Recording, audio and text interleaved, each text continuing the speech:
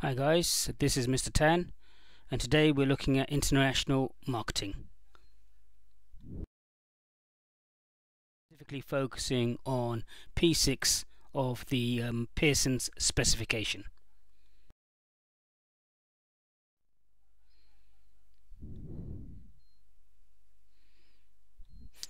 As always, we will look at the introduction first, the question, and look at breaking down the question and identifying the keywords. Then we will move on to the standard 4 Ps, the marketing mix, and look at how these marketing mix are used by a company in different countries, and showing a comparison of how they differ, and then providing conclusions and a recap. Looking at the question first, P6 says to investigate how the product, pricing, promotion and distribution approach differs in a variety of international contexts. So here obviously you should know this already. These are the standard 4 Ps, and the extended for the 7 Ps includes the people, process and physical evidence, but this is just a product, price, place and promotion. If we look at the keywords in the question, the keywords are to investigate and differs. So the keyword investigate means to carry out a systematic and formal inquiry, and differ in terms of the English dictionary states to be unlike or dissimilar. See, if we look at the Pearson specification, which is what we have to follow, this falls well within in terms of what Pearsons are looking for. A suggested layout would be, outline the details of the elements of the 4 Ps, the product, price, place and promotion first, and then use different company examples of different international places when these elements are actually used, and then state how they actually differ, and then to provide some conclusions. So obviously we are thinking global or going international. So we'll be taking a company example and see how that company markets their products using the 4 Ps in other countries. If we do a recap on the product includes the product range. It could be different product items, which makes up the whole range. The product width, if we're looking at Coca-Cola, could be the different Coca-Cola lines, including Diet Coke, Standard Coke, Cherry Coke, Lemon Coke, Mango Coke. The product depth could be the different sizes, if it's a 3 litre, 2.5 litre, 2 litre, 1.5 litre, 1 litre, a can. So again, you've got the depth of the product. You've also got the the core product, which includes the product itself. It includes the packaging. It includes any packaging that it comes in, whether it's a box of 6, or if it has any outside wrappers on it. The brand is part of the augmented product, but nevertheless that's still part of the product itself in terms of what people are actually buying. If we're looking at the pricing, well, some of the pricings, are they going to be using psychological pricing? Is it price skimming, market penetration to go in for a low price to compete with competitors? Is it cost-based pricing? What type of pricing strategy is going to be adopted by companies? Is it a standardized approach? Is it different for different countries?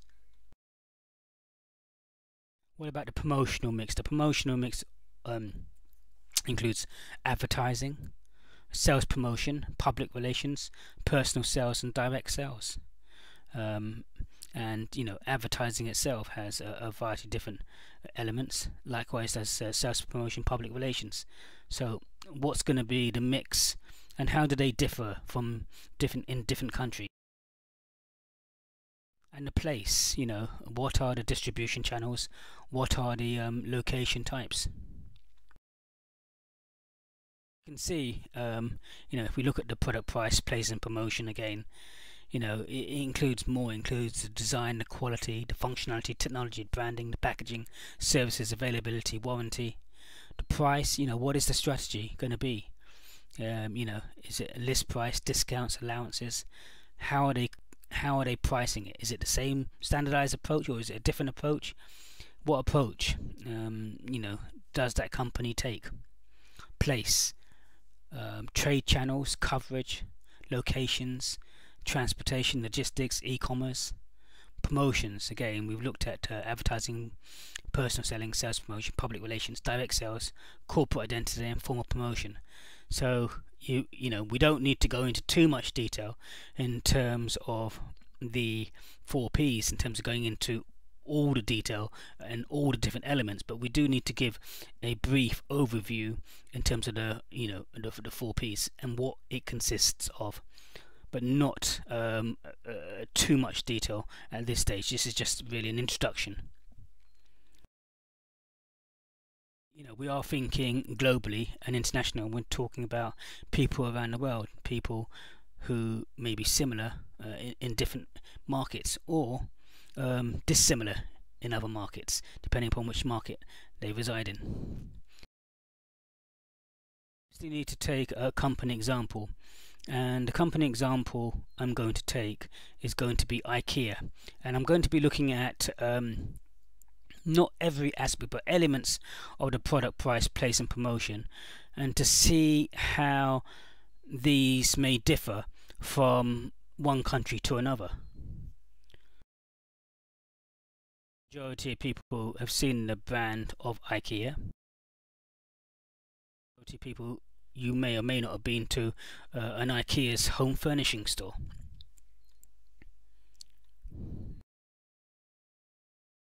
IKEA is a Swedish company. It was registered and founded in Sweden in 1943.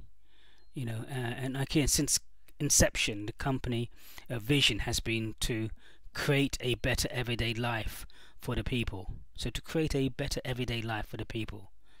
And in January 2008, it was declared the world's largest furniture retailer. And the young man who actually that stage, when he was 17, first started the company, was listed as one of the world's richest people in 2013. So let's have a look at the product. When we're looking at the product, we've said the product, before, consists of both the core product, the physical product, and the augmented product. When we look at the IKEA product range, they have a wide range of different products. It's first, it's wide in its function. You'll find everything you need to furnish your home, from plants, living room furnishings to toys, and whole kitchens as well. When the company was first formed in 1943, it was formed, and it was really a mail order type service which focused on different products and not really furniture at that time. But after the success of the furniture, IKEA focused on other products categories, which was first used in home interior, like textiles, lighting, laundry and kitchen and appliances, cooking utensils and gardening. So it didn't start off in the furniture, but then it went into the furniture and it became very successful. It focused on furniture, and after that success, it then expanded into other areas, including the bedrooms, children's area, the cooking area, the dining room, eating and drinking, food, garden, hallway, home decoration, home office, kitchen and appliances, laundry, lighting, living room, secondary storage, small storage and textiles. So you can see from the furniture side, it then expanded into other areas, but it started off not initially into the furniture, but it moved into the furniture, and once it was successful there, then it moved into all the other areas of the home.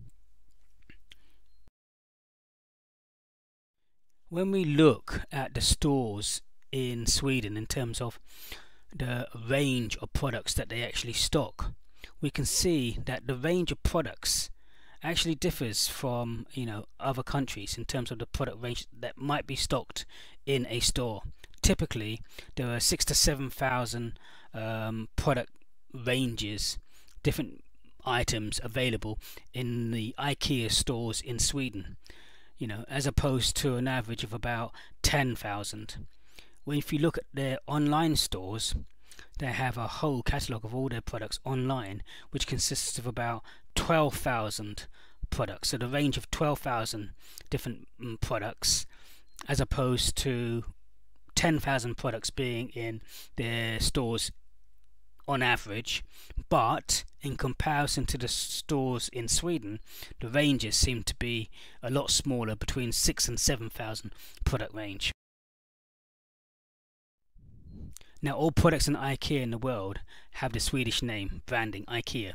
As we said before, the augmented product, the branding, is also part of the product, and IKEA in all parts of the world is the branding of their products. So let's look at some product differences. Again, we looked at the product range, and we've noticed that the product range of IKEA in Sweden has a smaller range, smaller type stores, but also they also have a smaller population of people as well. When we look at the IKEA stores in the UK, predominantly the target market are women in families aged between 25 and 45, and a middle class. So 25 to 45, mainly women in families and a middle class. If we look at even bed sizes in comparison to bed size in Switzerland, they are adjusted to a smaller size. And in addition to that, the average size of a bed, the standard size of a bed, the IKEA bed, is 200 centimeters, and the standard size of a bed in China is shorter, it's 190 centimeters, and that's possibly also mainly due to the fact that the room sizes of the flats in China, because the density of people, they have over 1.4 billion people in China, means that a lot people have less space in China. So you don't want larger beds in China as well, and predominantly the people, Chinese people, are predominantly a lot smaller than European people. If we again compare this to the Chinese market, we can see that the main target market in China are females. 65% females, all of our customers aged between 30 and 45.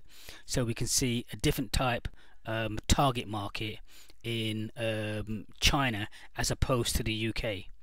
65% are female, and they're aged for a different age category, 30 to 45, not 25 to 45, 30 to 45.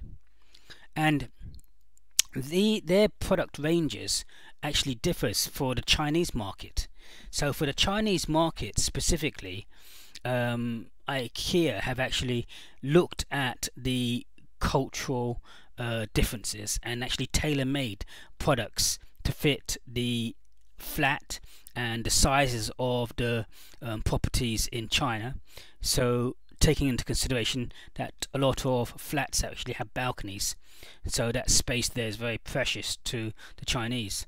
So IKEA offer products having cultural and traditional essence of Chinese, like the chopsticks, the wok with a lid and a cleaver, a special set of teacups, small beds, and these are actually all designed specifically for the Chinese marketplace, and to take into consideration their culture, their essence, and also their living conditions as well. And they've had to do that in order to kind of compete against the other companies that have other products, and so that they can actually compete against these companies.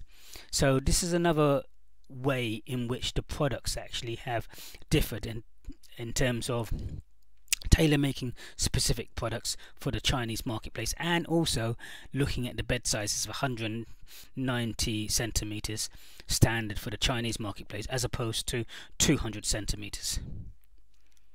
So again, that's a big difference. If we look at pricing, so we had various elements in pricing, their pricing strategy. IKEA have a global pricing strategy in order to maintain cost leadership in the market. They have internal production efficiencies, they have lean, they have a lot of systems in place where they don't waste too much, and under IKEA's global strategy, suppliers are usually located in low-cost nations with close proximity to raw materials and reliable access to distribution channels to allow to buy the cost of the goods at a good quality but at the cheapest possible price, also taking into consideration the distribution channels to actually get the supplies to their various countries that they have retail outlets in. So they do have a global pricing strategy, and within the supply chain that is built around, keeping costs very, very low, but at the same time it's not producing, or not necessarily producing cheap unreliable goods. They're quality goods but sourced at a very, very affordable and efficient way. In Sweden, what needs to be taken into consideration in pricing is that in 1956 the Restrictive Trade Practices Act was supplemented by 2 new laws. The Compulsory Notifications Act empowered the relevant agency to request information from companies on prices and competition, and the General Price Control Act provided an option to introduce a price freeze and other kinds of price controls when the general price level was at risk. So here, the pricing in Sweden, the legislation there is built around ensuring that if prices rise too high, that they can be controlled so they don't rise to increasing inflation and costing the end consumer too much.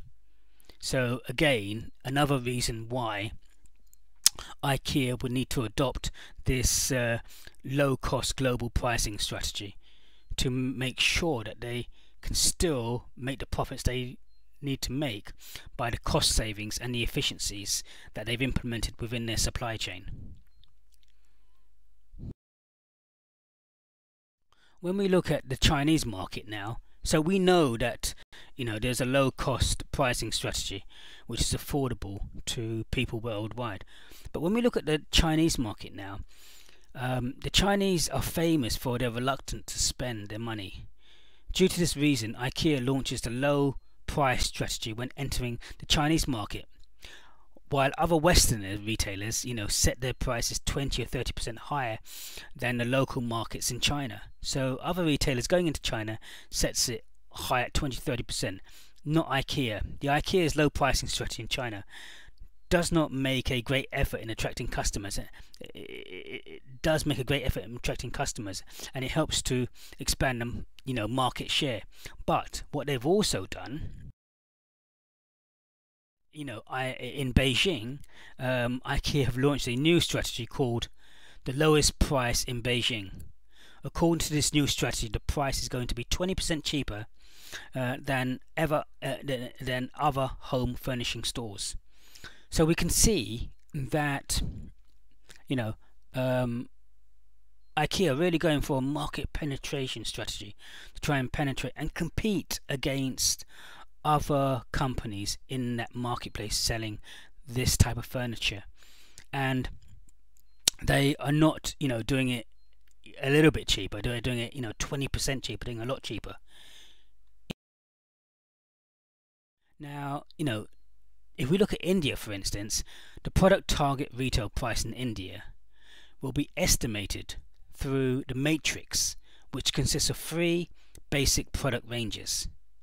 Within each price range, the company will survey the competition and then establish a benchmark and then set its own price 30 to 50% lower than its rivals. So you can see that they're going in hard here to really compete against the competition in different countries. In China, it was 20% cheaper in terms of the lowest price in Beijing, 20% cheaper than the other home furnishing stores. And in India, within the 3 different product ranges, identifying the benchmarks and then setting their prices 30 to 50% lower. And they can do that. They can do that because of the economies of scale which they get through their supply chain, but not just through the economies of scale, but through the efficiencies, through the techniques which they use in terms of lean, continuous improvement. So the efficiencies that they have, buying from low-cost nations, suppliers, and making sure that those nations have good distribution networks and routes to allow them to feed the whole supply chain, allows IKEA to really compete on a global stage against any company in any country. Let's look at the place. So we've looked at the product, and we've looked at the place, product, and looked at the price. Now we're looking at the place. So if you remember, the place is where the store is actually situated. So in Sweden, the IKEA stores are located, as in much of the IKEA world, outside city centres, with a focus on consumers using their own cars to travel to and from IKEA stores. If we see it and we think about the UK, then you have to take your car and you have to go to a retail park and drive to that IKEA store, and then you would park in that IKEA car park, and the car park would be fairly big, and you'll have to walk a little bit of a way to get to the store, depending upon how packed the car park is. If you're at the front, then it's fine. If you're further down the back, you still got to walk away to get to the IKEA store. As mentioned above, IKEA stores in Sweden, has been fairly small. Again, smaller stores in Sweden, in a lower rim of the square meters and the numbers of articles stored. There are plans to refurbish stores and make them bigger. The new stores are always bigger than the older ones. So there are plans to make the IKEA stores in Sweden bigger, and that is a future strategy. But let's remember where these stores are currently placed. So they're currently placed in, generally, in the majority of the world, in most of their marketplaces, in retail parks where people have to actually drive out and then walk to the store to actually get to them. Now, if we look at the UK in terms of the number of stores, there are 17 stores, IKEA stores in the UK, and yet in Sweden has 17 stores as well. And there are 9 million inhabitants, as opposed to 68 million inhabitants in the UK. So we can see the big difference between the two countries, which tells us that it's been difficult to actually get planning permission to actually build these new stores in the UK, because the UK is one of the top 5 marketplaces for IKEA in the world. So again, this tells us it's been restrictive planning and laws are very strict and difficult to build blocks out of town retailers for IKEA. Normally it would be big parking spaces with 2 stores, but starting in the UK, IKEA has started thinking differently on how the IKEA store is set up. This has led to their first store in Coventry, which has 3 levels and is closer to the city centre rather than situated in a retail park where you have to actually drive your car to get to. So this is the next strategy, but at the moment this has not been so successful, it has to be said, in Coventry. The reasons for this is not quite clear yet, but this closer store next to the city centre, where you don't have to drive out to 3 different levels, has not been that successful.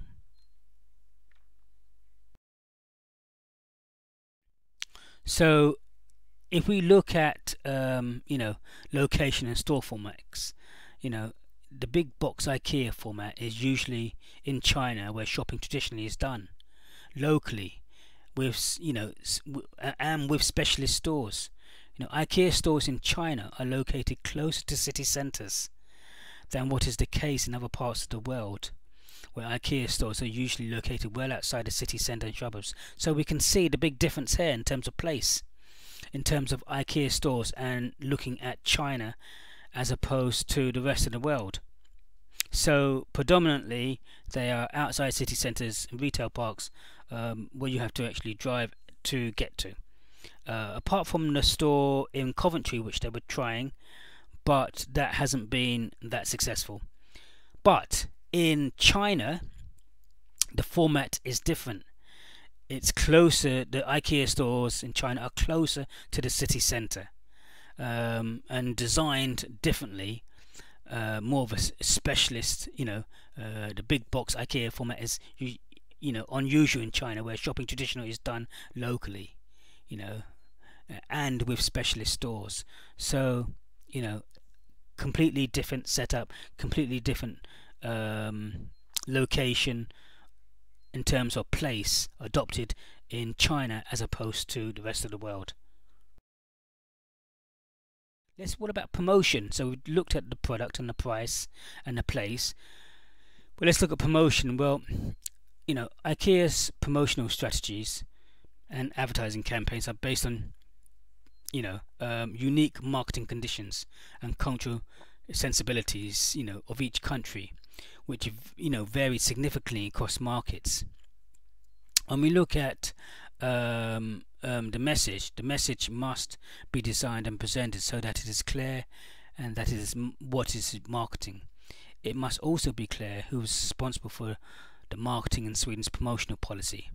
So promoting Sweden's economic interests and the image of Sweden is a core task of the entire Foreign Service. So again, in Sweden, when we look at promotion policy and the advertising, sales promotion, personal selling, direct sales, public relations, again there is strict legislation and regulations as regards to how the message is communicated, not to give any misleading information or misleading facts, and not to embarrass Sweden as well. So it must be done in a particular way in terms of Sweden. If we look at the example of differences between the European advertisements, especially in the UK, they tend to be more straightforward, and if you compare that to the advertising and promotions in North America, they tend to be generally more light-hearted and witty. So the ones in North America are light-hearted, witty, whereas the ones in the UK tend to be communicated in terms of straightforward messages.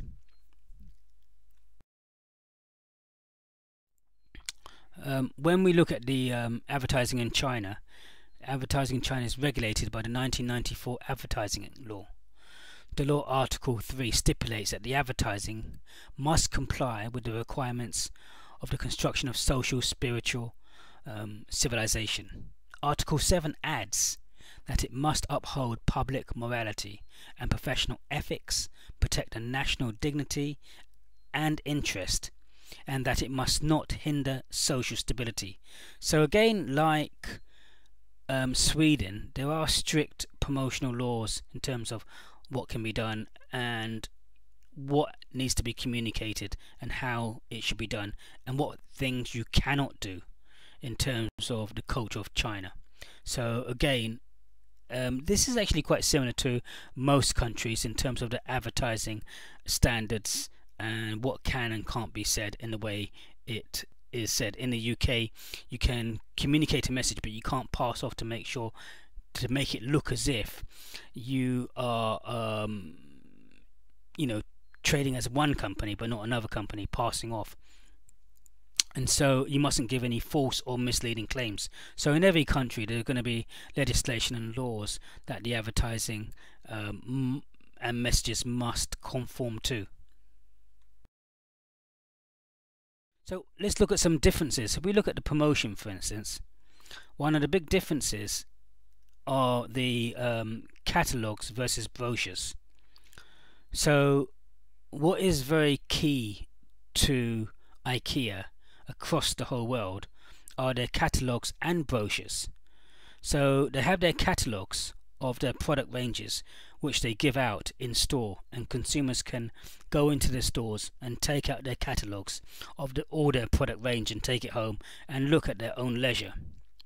And the brochures are actually sent out several times during the year, and these are sent out to customers where they've got their names and addresses, and they can send out brochures of new products or product ranges that they think that those customers might be interested in, to actually try and increase sales. And this is done in all different markets apart from China. So apart from China, what they do is they rely more so on the catalogue than the brochures, because they can't send out the brochures because it's just too expensive to send out all the brochures to all the people in China because of their population size. It's just too many people. You're talking about 1.4 billion people. Even if you took a percentage of those in terms of IKEA's target market in China, it would still cost a lot to send out the brochures. So in China, they rely more on the catalogue than the brochure, unlike the rest of the world where they use the catalogue and brochures together. Other differences in terms of how the marketing takes place in China, we've got out of the box thinking when it comes to creating interest for IKEA and its products. IKEA has started a TV show in which viewers are offered lessons in home decorating. IKEA have run many different ads in China, in TVs, newspapers, and in print. So again, a different type approach than the one in the UK. If you see the one TV ads in the UK, you don't really get an IKEA TV channel showing how to use their products, how to decorate, and how to fix their homes using IKEA products, unlike you do in China. So again, a different type approach in terms of how they conduct the communication of their message through TV advertising. Again, the positioning strategy, the theme, the strapline campaigns will differ in different countries. Themes and campaigns are the same as everywhere in the world, but with the Chinese twist, be different, break tradition. So generally, the advertising campaigns and slogans are similar throughout the world, but slightly different with a twist for the Chinese market. Be different, break tradition. Maybe the IKEA advertising line in China is a little softer than in other places, than like in the UK. So again, we can see stark differences in terms of the messages being used in China.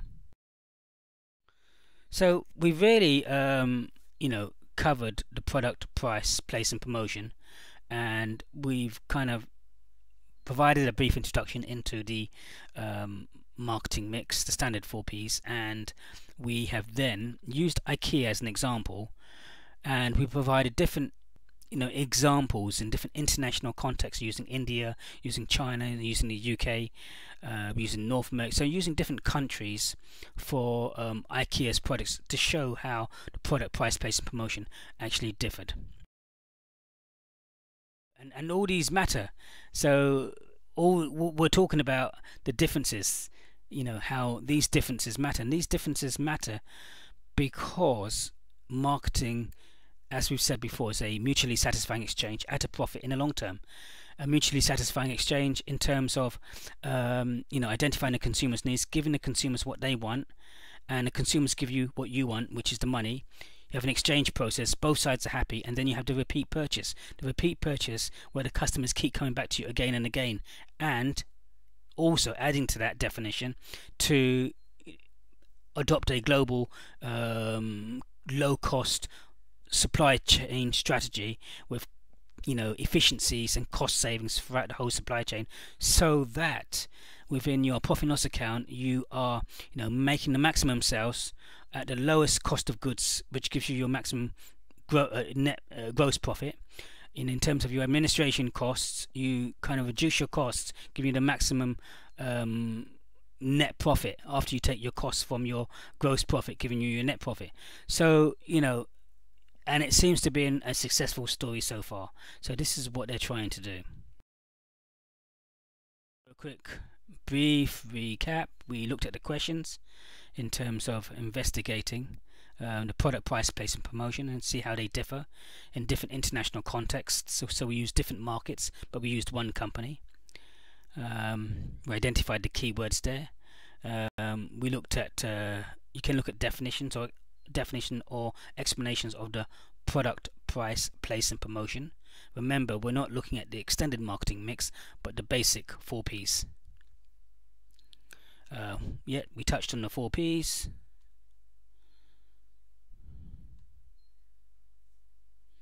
We looked at comparisons in terms of the marketing mix using IKEA. And then, you would provide some conclusions as regards to the reason for these differences and the need for these differences and how it impacts upon the company's bottom line. Okay, many thanks today from Mr. Tan.